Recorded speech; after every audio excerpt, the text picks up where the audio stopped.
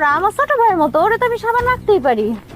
সাবান মাখাতে সমস্যা নাই, সমস্যা হইতাছে তোর নজর খারাপ, তোর চোখ খারাপ, তোর উদ্দেশ্য খারাপ। তোরে আজকে পানিতে জমাবো।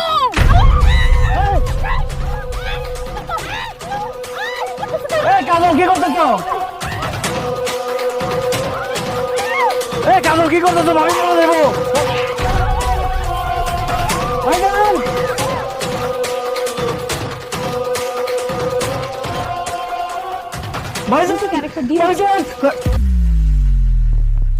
কাজল, তুমি এখানে?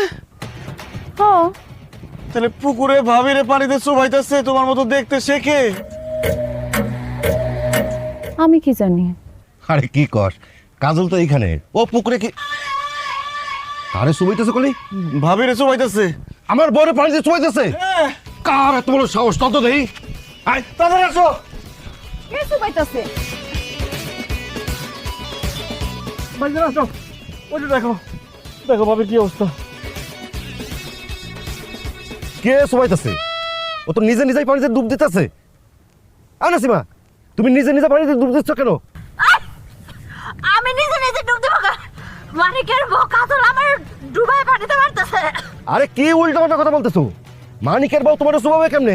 হ্যাঁ, এই যে কাজল এতক্ষণ রান্না করে রুটি বানাচ্ছিল, আমি সেই রুটি খাইতেছিলাম। আমি সত্যি কইতেছি, তখন হই এখন চুবাইতেছিল। ভাবি কি যে বলেন না, আমি আপনারে কেন চুমামু? আমি তো রান্না বান্না করতেছিলাম। আর আমি চুপাইলে দেখেন না আমার জামা কাপড় ভিজা থাকতো না, আমার তো সবই শুকনা। ভাইজান এটা কি হইতেছে? আমি তো কিছুই বুঝতেছি না। বুঝিস নাই, তুই নতুন বিয়ে করছিস, এখন তোর সংসারে অশান্তি লাগানোর জন্য এই কাজলের ঘাড়ে দোষ দিচ্ছে। যত সব। কাজল, তুমি কিছু মনে করো না। মানে তুই কাজল এনে বাড়িতে যা, আমি ওর নিয়ে আসতেছি। হ্যাঁ, ওঠো, আসো। আমি কি দেখলাম? হ্যাঁ, আসো, ওঠো, ওঠো।